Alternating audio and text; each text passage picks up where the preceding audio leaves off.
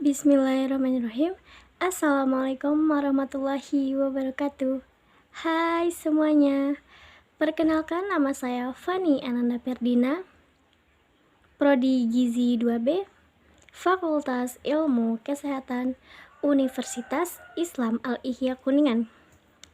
Di sini saya akan mempresentasikan makalah yang telah saya buat di mata kuliah Sosioantropologi dengan dosen pengampu Ibu Esi Zulfiani, SPSI MHKes. Adapun struktur-strukturnya sebagai berikut. Yang pertama, sejarah asal-usul ramen. Yang kedua, jenis-jenis ramen. Yang ketiga, bahan pembuatan ramen. Dan yang keempat, kandungan gizi pada ramen. Saya di sini membahas tentang mie ramen Jepang. Pasti kalian sudah tidak asing dengan nama mie ramen, makanan yang enak dan sangat khas dengan bumbunya. Yang pertama, sejarah dan asal-usul ramen. Ramen adalah masakan Jepang yang terdiri dari mie yang disajikan dengan kuah kaldu, daging, atau ikan dibumbui dengan kecap atau miso dan disajikan dengan berbagai topping, mulai dari irisan daging, bisa daging sapi, daging ayam, daging babi, rumput laut kering atau nori, menma, dan daun bawang. Ramen asal mulanya dari hidangan mie asal Cina yang kemudian menyebar di Jepang dan membaur dengan budaya makanan setempat. Dibukanya pelabuhan di Jepang pada 1859 memberi akses masuknya pengaruh dari Cina dan negara-negara barat, termasuk dalam hal makanan.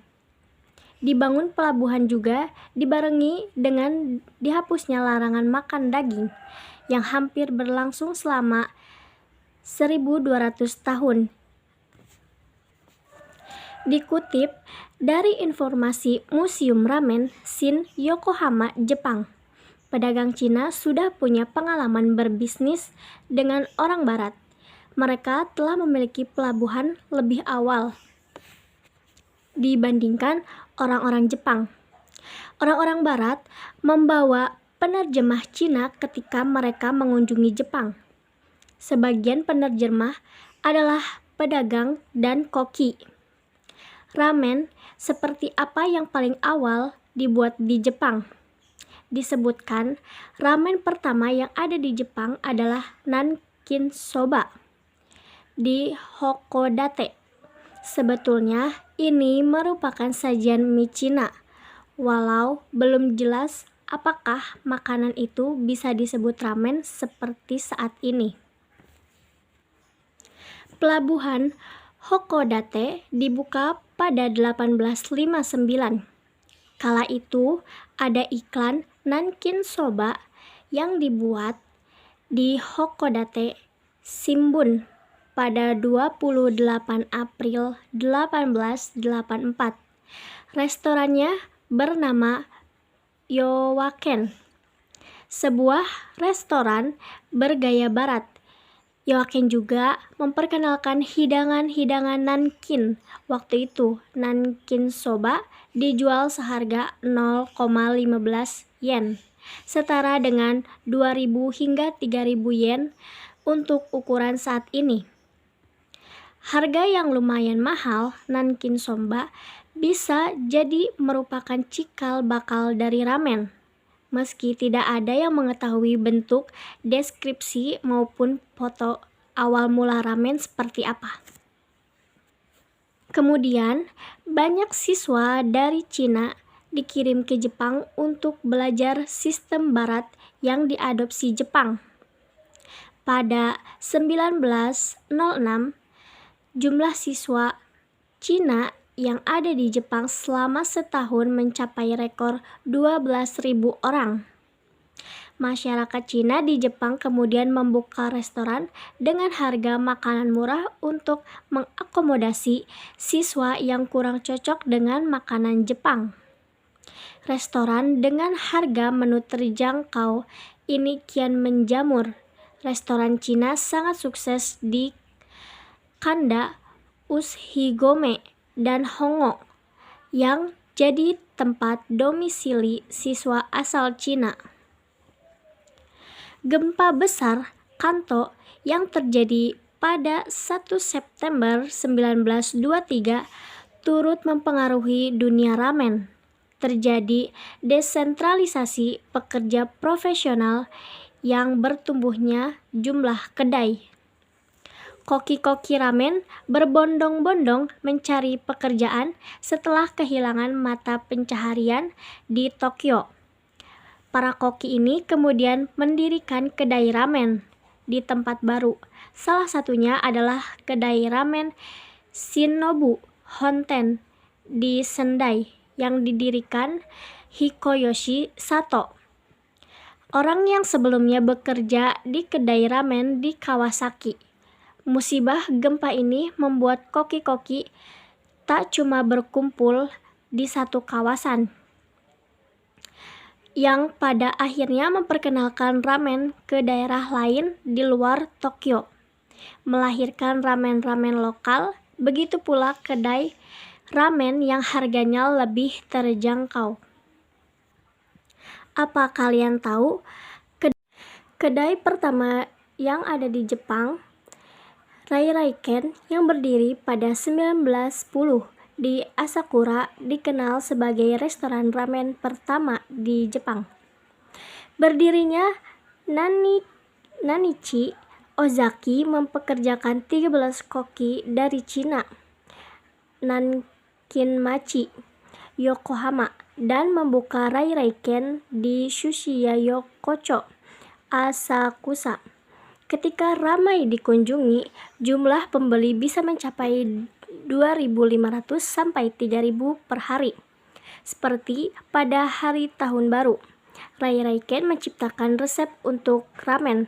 Kaldunya dibuat dari tulang ayam dan babi. Kuahnya diberi tambahan kecap asin soyu. Semangkuk ramen diberi punggasan daging babi panggang, rebung, dan potongan daun bawang. Mie Cina jarang menggunakan daging babi panggang dan rebung, alih-alih kecap asin soyu. Mie Cina biasanya dibumbui dengan garam. Oleh karena itu, hidangan dari Rai-Raiken adalah bentuk ramen yang original. Apa bedanya ramen Jepang dengan ramen Cina? Jawabannya adalah kuah kaldunya alias dashi. Kuah dalam hidangan mie Cina dipakai untuk hidangan lain, tapi kuah kaldu ramen hanya dibuat untuk ramen. Mie ramen dibuat dari gandum, air, garam, dan telur. Jenis mie ramen berdasarkan 5 kriteria, yakni ketebalan mie, presentase air yang digunakan untuk membuatnya, bentuk, serta warna. Faktor-faktor ini turut mempengaruhi rasa dari ramen. Selanjutnya, jenis-jenis ramen. Ada 4 jenis yang akan saya bahas. Yang pertama, ramen soyu atau kecap. Ramen soyu merupakan jenis yang tertua di keempat jenis ramen. Ramen jenis ini memiliki sup yang bening kecoklatan, terbuat dari bahan dasar ayam dan sayuran. Kaldu ini dibumbui dengan kecap, sehingga rasanya lebih gurih dan asin, namun masih terasa ringan di lidah. Ramen soyu biasa disajikan dengan topping telur rebus dan wortel.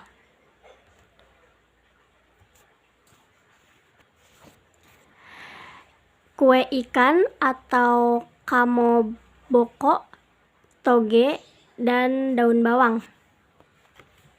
Yang kedua, ramen shio atau asin.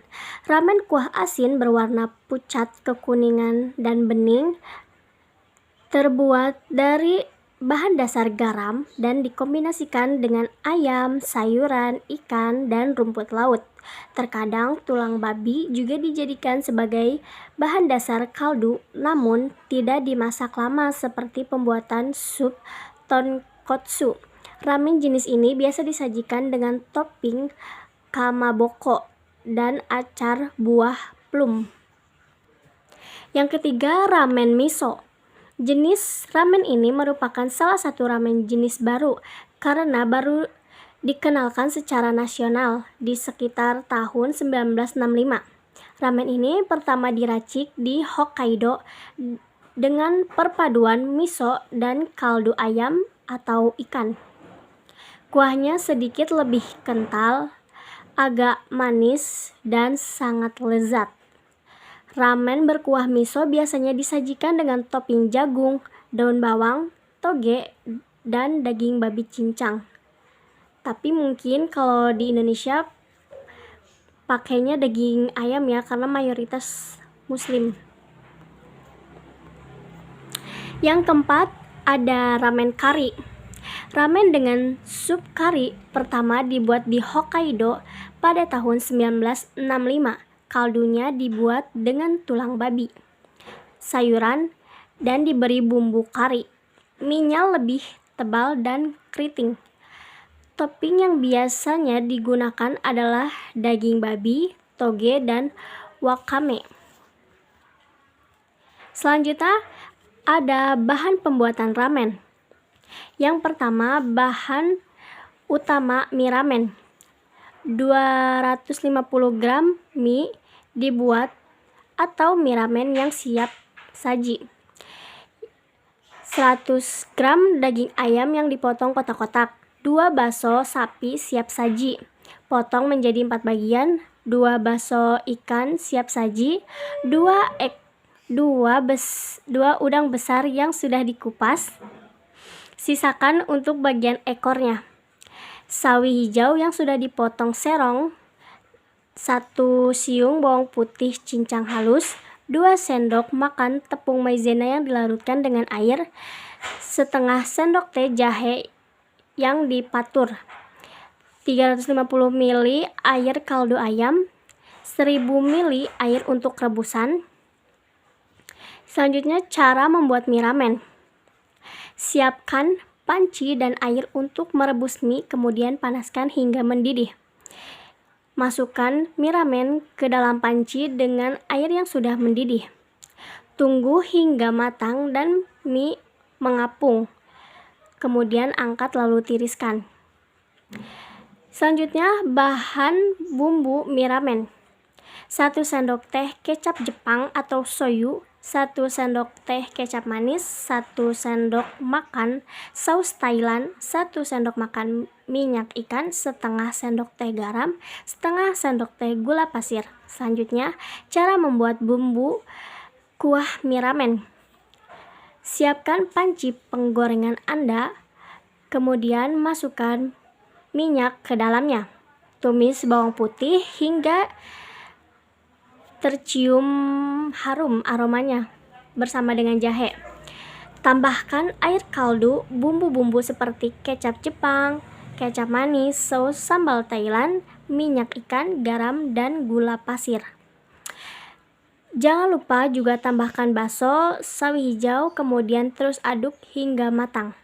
Masukkan larutan maizena ke dalam tumisan, kemudian aduk hingga mengental, namun jangan terlalu kental. Selanjutnya, cara penyajian mie ramen. Siapkan mangkok Anda. Ambil kuah di tempat dalam mangkok saji. Ambil mie yang dibuat awal, kemudian masukkan mie ke dalam kuah tersebut. Selanjutnya, sajikan mie dan dimakan, guys. Dimakan. Karena ramen itu sangat enak. Makanan kesukaan aku. Selanjutnya ada kandungan gizi ramen. Sehatkah makan ramen? Kita tidak bisa pukul rata bahwa makan ramen itu sehat atau tidak. Pasalnya, tidak semua ramen dibuat sama persis. Sehat tidaknya ramen akan kembali lagi akan tergantung dari proses pengolahannya dan bahan-bahan yang digunakan. Ramen sebenarnya sudah tinggi asupan kalori karena bahan dasarnya yaitu karbohidrat atau tepung. Dihidangkan polos atau tidak akan banyak membantu mencukupi kebutuhan gizi harian Anda. Proses pembuatan ramen pun akan mempengaruhi kandungan ramen segar yang langsung dibuat di tempat.